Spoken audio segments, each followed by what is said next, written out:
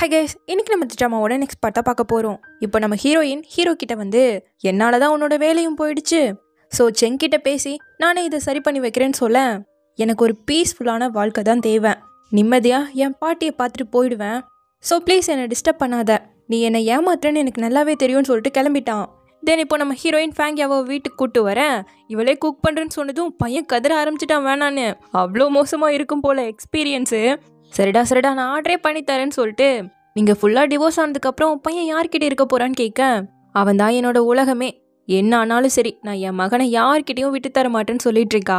இப்போ அப்படியே நைட்டு போல் நம்ம ஹீரோயினுக்கு ஹீரோவோட நம்பரை எப்படியோ ஃபேங்கியா தேடி கண்டுபிடிச்சி அனுப்பி விட்டுட்டா. அடுத்த நாள் அவளை ஹாஸ்பிட்டலுக்கு கூட்டிகிட்டு வந்துட்டுருக்கேன். ஆப்போசிட்டில் செங்கு பார்த்ததும் பார்த்து போய் கொடின்னு சொல்லிட்டு இவ எஸ் ஆயிட்டா. அவன் ஃபேங்கியாட்ட வந்து என்ன தனியாக வந்திருக்க, மெங்க கூட வேலையாங்க, இதோ பாதி வரை விட்டுட்டு இப்போதான் வேலைன்னு கிளம்பிடாடான்னு சொல்லவும், அப்படியா அப்ப இரு நானே உன்னை பத்திரமா கூப்பிட்டு போறேன்ட்டு கையை பிடிச்சி கூப்பிட்டு வர ஆரம்பிச்சிட்டானுங்க. இங்க நம்ம ஹீரோயின் ஹீரோவோட பாட்டியை மீட் பண்றா. என்ன நீயும் ஜின்னியும் சேர்ந்துட்டீங்களான்னு கேட்கவும், அதுக்கெல்லாம் வாய்ப்பே இல்லைங்கிறா. என் பேரை சில விஷயத்துல வேணா செட் ஆகாம இருப்பான், பட் ஹேண்ட்ஸமான பையன் அவன் தான் நம்பர் 1. நீங்களும் வீட்டோட மாப்பிள்ள தானே எதிர்பார்க்குறீங்க, அதுக்கு என் பேரை பர்ஃபெக்டா சூட் ஆகும்னு சொல்லிட்டு இருக்காங்க. அப்போ நர்ஸ் வந்து வேற இவங்களுக்கு கூப்பிட்டு இருக்கேன், என்னை எங்கேயாச்சும் காஃபி ஷாப்பாவது கூட்டிட்டு போன்னு பாட்டி கேட்கவும், சரி நீ யாருக்கும் தெரியாம கூட்டிட்டு வந்துட்டா. அவங்களுக்காக காஃபியை வாங்கும்போது நம்ம ஹீரோ கைய ஒரு ஆன்டிகை பிடிச்சி பார்த்துட்டு காசை பத்தி பேசிட்டு இருக்காங்க. இதை பார்த்தவ டக்குன்னு அவனுக்கு போனை அடிச்சு, உன் பாட்டி இருக்கும் போதே இந்த வேலையை பண்ணிட்டு இருக்கியா, எவ்வளவு தைரியம் இருந்தா இப்படி பண்ணிட்டு இருப்பாங்க. அவன் காலை கட் பண்ணி விட்டுட்டான். இவங்க கிட்ட பேசிட்டு இருக்கிறது மாடலிங்காக.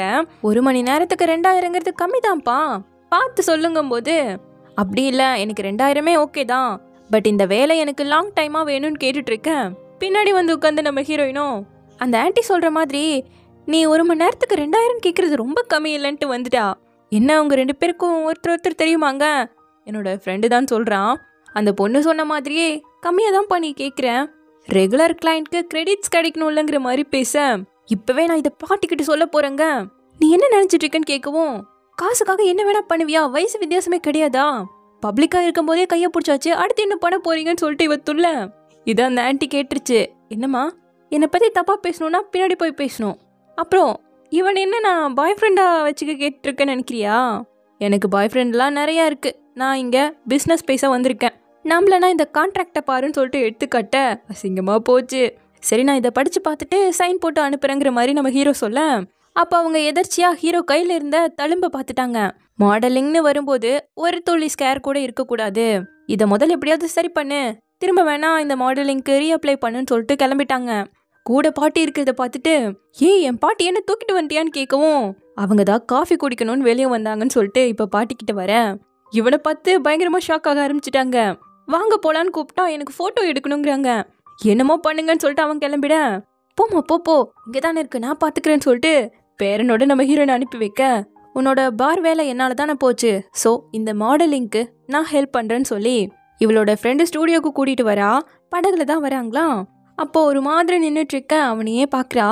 இவன் அம்மா அப்பா எல்லாருமே அப்ராட்ல தான் இருந்திருக்காங்க. என்ன அவங்க அம்மா இவனை சரியா பார்க்காம அடிக்கடி விரட்டி விட்டுருவாங்க. அவங்க அப்பா ஒருத்தர் பாசத்திலேயே வளர்ந்துருக்கான். கொஞ்ச நாள்ல அவரும் இறந்து போயிட, அதுக்கப்புறத்துல இருந்து தான் அவன் ரொம்பவே இது மாதிரி ஆகிட்டான்னு பாட்டிமா சொல்லியிருந்திருப்பாங்க. ஸோ அதெல்லாம் நினச்சி பார்த்துக்கிட்டு அப்படியே அவனையே பார்த்துக்கிட்டே வரா. இப்போ அந்த ஃப்ரெண்டும் ஒரு முக்கியமான வேலைன்னு கிளம்பிட, நம்ம ஹீரோயின் தான் இதை சரி பண்ண போறா. கையை பிடிச்சவ என்ன ஹார்ட் பீட்டு கம்மியாகுதுன்னு கேட்க, டாக்டர் மெங் என் பல்ஸை பார்க்குறத முடிச்சிட்டிங்களான்னு கேட்டவன், எனக்கு கொஞ்சம் பயமாக இருக்குது, நிஜமாவே உனக்கு இதெல்லாம் தெரியுமான்னு கேட்குறான். நான் இங்கே காலேஜ் என்ட்ரன்ஸ் எக்ஸாமில் ஃபெயில் ஆனதுக்கப்புறம் இங்கே பார்ட் டைமாக ரொம்ப நாள் வேலை செஞ்சேன், ஸோ கவலைப்படாத அதெல்லாம் கரெக்டாக பண்ணிடலான்ட்டு முதல்ல ஒரு க்ரீமை போட்டு எடுத்துட்டு, கொஞ்சம் வலிக்கும் பட் தாங்கிக்கோன்னு சொல்லிட்டு அவன் அந்த வேலையை ஆரம்பிக்க, ஹீரோயினை மட்டும்தான் பார்த்துட்டு இருக்கான். எப்படி இது ஏற்பட்டதுன்னு கேட்கும்போது, என்னோட அம்மாவால் ஆனதுங்கிறான். உனக்கு அவங்கள ரொம்ப பிடிக்கும்லான்னு கேட்கும்போது, பட் அவங்களுக்கு என்ன பிடிக்காதுங்கிறான். ஆனால் என்னோட அம்மாவுக்கு என்னை ரொம்ப பிடிக்கும், ஸ்கூலில் படிக்கவே மாட்டான்னு டீச்சர் அம்மா கூப்பிட்டு பயங்கரமாக திட்டி அனுப்புனா கூட அடுத்த டைம் நல்லா பண்ணுமான்னு சாக்லேட்டை கொடுத்து சேர் பண்ணுவாங்க, அந்த அளவுக்கு நல்ல கேரக்டரு.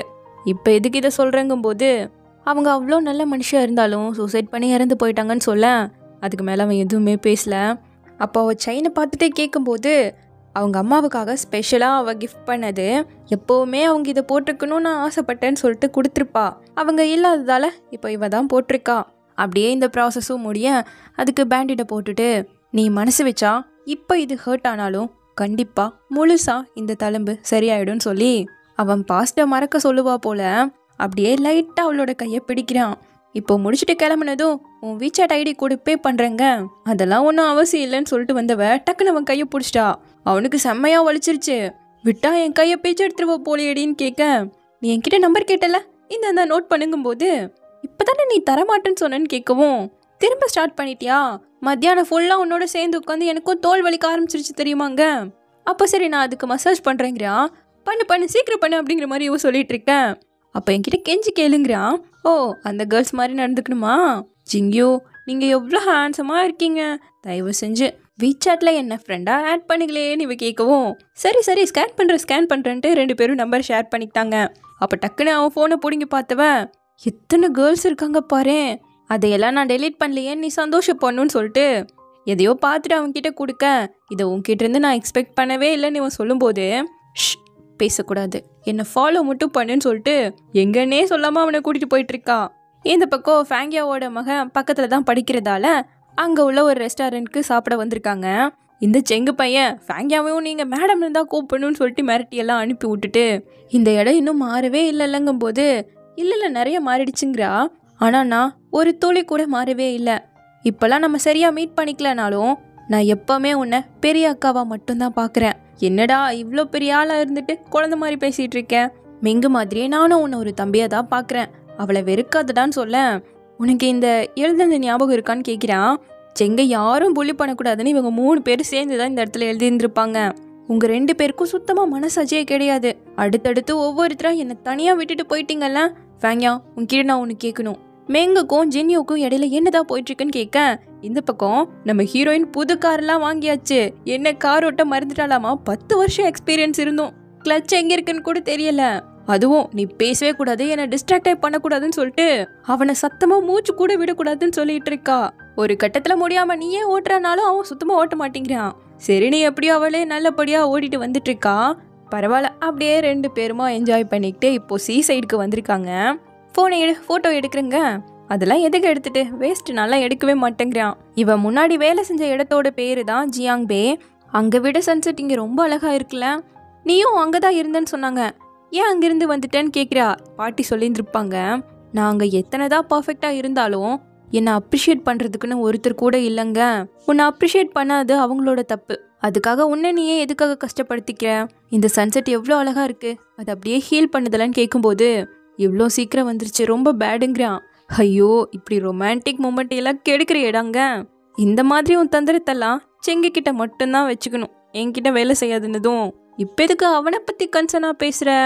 அவன் என்னை லவ் எல்லாம் பண்ணல, அவன் என்னை ஒரு அக்காவா மட்டும்தான் பார்க்குறான், புரிஞ்சுதான்னு கேட்கவும், இந்த பக்கம் அப்படியே ஆப்போசிட்டு, எத்தனை வருஷமா மெங்க லவ் பண்ணிட்டு இருக்கன்னுலாம் உனக்கு தெரியாது, அவள் போனதுக்கப்புறம் இத்தனை வருஷமா எவ்வளோ கஷ்டப்பட்டு தெரியுமான்னு சொல்லிட்டு அழுதுட்டு ஏன் இது ஓப்பன் ஆக மாட்டேங்குதுன்னு குடிச்சிட்டு இருக்கான். இன்னும் எத்தனை டைம்டா இது சொல்லுவேன், போதுண்டானாலும் கேட்க மாட்டேங்கிறான். அன்னைக்கு ஆல்மோஸ்ட் என்னோட ஃபீலிங்ஸை சொல்லியிருப்பேன், ஆனால் சொன்னதுக்கப்புறம் இந்த ஃப்ரெண்ட்ஷிப் கூட கட் ஆகிடும்னு சொல்லி தான் என்னால் சொல்லவே முடியாமல் போயிடுச்சு. அவளை ரிவெஞ்ச் எடுக்கிறதுக்காகலாம் நான் அவளை மீட் பண்ணணும்னு நினைக்கல, அவளை பார்க்கணுன்னு தான் நான் ட்ரை பண்ணேன். உனக்கே தெரியும்ல, அவள் உன்னை தம்பியாக தான் பார்க்குறாங்க. அப்போ ஜின்யோவை எப்படி பார்க்குறான்? அவங்க 2 பேருக்கும் என்ன ரிலேஷன்ஷிப் போயிட்டுருக்கு? என்ன அவனையும் அவள் லவ் பண்ணுற சொல்லு. அந்த ஜின்யோவை விட எந்த விதத்தில் நான் குறைஞ்சி போயிட்டேன், இந்த தழும்பை விட்டுரு, நீயே சொல்லுன்னு கேட்கும்போது, ஆமாண்டா நீ ஹேண்ட்ஸம் தாண்டான்னு சொல்லிட்டு இருக்கா. அப்போது கரெக்டாக அவனோட மக வந்துட இன்ட்ரோ பண்ணி வச்சதும், தம்பி, இன்னையிலேருந்து ஸ்கூலில் யாராவது உன்னை புள்ளி பண்ணா இந்த அங்கிள் பேரை சொல்லுனா பார்த்துக்கிறேங்க. ஏமா இந்த அங்கிள் இன்னும் அப்டேட்டே ஆகாமல் இருக்காருன்னு அவன் வேற ஓட்ட ஆரம்பிச்சிட்டான். அதுவும் குடிகாரன் கூட பேசுறதே வேஸ்ட்டுமான்னு கூட்டிகிட்டு போக, அவன் உடனே வா நான் உன்னை கூட்டு போகிறேன், நான் உன்னை தூக்கிட்டு போகிறேன்னு சொல்லிட்டு குமிச்சுக்க, செங் ஒழுங்கா இப்போ எந்திரின்னு சொல்லி மகங்காதை பொத்திக்கிட்டு கதற திட்டி விட்டுட்டான். அவனுக்கு போதையே போயிடுச்சு, பாவம் ஒரு மாதிரி ஆக்கிட்டான். இந்த பக்கம் இவங்க சுற்றி முடிச்சுட்டு திரும்ப வீட்டுக்கு வந்தாச்சு. இந்த ஹெட்லைட்னு ஆஃப் ஆக மாட்டேங்குதுங்க. கரெக்டாக ஹீரோ வந்து ஆஃப் பண்ணுறான். கொஞ்சம் க்ளோஸ் ஆகிருக்காங்க. காரை பற்றி எல்லாம் தெரியும், ஆனால் ஓட்ட மட்டும் மாட்டேயான்னு சொல்லிட்டு அப்படியே இறங்க கரெக்டாக நம்ம செங்கு பையன் வந்துட்டான். என்ன 2 பேரும் ஒட்டுக்கா வந்து இறங்குறீங்கன்னு கேட்க, சரி உன் ஃப்ரெண்டு வந்துட்டான், ஹேவ் ஃபன், நான் போகிறங்கும் போது டக்குன்னு அவனை பிடிச்சி அப்படியே க்ளோஸாக வரா. இவன் இங்கே ஆணு பார்க்க, இனிமேலும் முட்டாள்தனமாக இருக்க வேண்டான்னு ஏதோ காதுக்குள்ளே சொல்கிறா. இவனுக்கு இங்கிருந்து பார்க்கும்போது 2 பேரும் கிஸ் பண்ணுற மாதிரி இருக்கு. அவன் என்ன அடிக்கணும் இல்லை நாங்கள் 2 பேரும் அடிச்சுக்கணும்னு இப்படிலாம் பண்ணுறியான்னு கேட்க இவன் கிட்ட வந்து எப்படி 2 பேரும் சேர்ந்தீங்க, இந்த ஊரில் எத்தனையோ டீசெண்டான பசங்கள்லாம் இருக்கும்போது எதுக்காக இவனை சூஸ் பண்ணன்னு இவன் கத்துறான். என்ன பண்ணுறது, எனக்கு பிடிச்சிருக்கு அதனால நான் சூஸ் பண்ணியிருக்கேன்னு சொல்லிட்டேன். இத்தனை நாள் சும்மா நடிச்சிட்டு தான் இருந்தேன், இப்போ நடிக்கிறதையும் நிறுத்திட்டல. ஆமாம் கரெக்டாக தான் சொல்லியிருக்கேன், இவன் தான் உன்னை கஷ்டப்படுத்த வேணான்னு சொன்னான், அதனால தான் உண்மையை சொன்னங்க. ரொம்ப ரொம்ப சந்தோஷம்னு சொல்லிட்டு அவன் கிளம்பிட்டான் பாவம். எப்படியோ அவனை போக வைக்கிறதுக்கு என்ன ஒரு எக்ஸ்கியூஸாக யூஸ் பண்ணிட்டேன்னு கேட்க அப்படி மட்டும் நினைக்காத, ஒரு வேளை அவன்கிட்ட நீ அடியை மட்டும் வாங்கியிருந்த கண்டிப்பாக நான் உன்னை லவ் பண்ண ஆரம்பிச்சிருப்பேன்னு சொல்ல எதுவுமே பேசல. ஹீரோ கிளம்பிட்டான். இவன் வீட்டுக்கு வந்து அவனோட மூமெண்ட்ஸில் அவன் ஃபோட்டோலாம் போட்டிருப்பால அதில் அப்படியே சைட் அடிச்சு உட்காந்துட்ருக்கா. இங்கே நம்ம ஹீரோ அந்த பேண்டெல்லாம் போட்டால தழும்பு கூட சரியாயிடும், ஆனால் அதுக்கு நீ மனசை வைக்கணும்னு ஹீரோயின் சொன்னதெல்லாம் அப்படியே யோசிச்சு பார்த்துட்டு பியரை எடுத்துக்கிட்டு நேராக மொட்டை மாடியில் வந்து உட்காந்து குடிச்சிக்கிட்டு இருக்கேன். கரெக்டாக நம்ம ஹீரோயினும் வரான். இவன் உட்காந்துட்டு இருக்கிறத பார்த்துட்டு நாளைக்கு வீட்டில் நிறைய வேலை இருக்குது, 1 மணி நேரத்துக்கு எவ்வளோ வேணும்னு சொல்லு, நான் பே பண்ண தயாராக இருக்கேன்னு மெசேஜை அனுப்பேன். இவனும் எனக்கு எவ்வளோ வேணுங்கிற மாதிரி கையை காமிச்சிக்கிட்டு இருக்கான். ஆக்சுவலாக முதல்ல நம்ம ஹீரோ செங் பாரில் போய் வேலை வேணும்னு கேட்கும்போது பாட்டு பாடுறதை தவிர வேற என்ன தெரியும்னு கேட்க கிட்டார் வாசிப்பங்கிறான். ட்ரம்ஸ் கூட வாசிக்க தெரியாதாமா. ஆனாலும் பொண்ணுங்கள்லாம் இவனை பார்த்ததும் எவ்வளோ அழகா இருக்கான், நம்பர் கிடைக்குமான்னு கேட்க அதெல்லாம் தர முடியாதுன்னு அனுப்பி விட்டுட்டான். ஸோ உடனே செங்கு நாளையிலேருந்து நீ வேலைக்கு வர, டெய்லியும் 10 பேரையாவது நீ வீசாட்டில் ஆட் பண்ணும் அண்ட் மூமெண்ட்ஸில் ஆடையும் போடணுங்கிற மாதிரி சொல்லியிருக்கான். அதனால தான் எந்த பிள்ளைங்க வந்து நம்பர் கேட்டாலும் கொடுத்துட்டு இருந்திருக்கான் இவன். ஸோ இப்படியே இந்த பார்ட் முடியுது. சீக்கிரமாகவே இதனோட நெக்ஸ்ட் பார்ட்டில் வந்து பார்க்குறேன். தேங்க்யூ.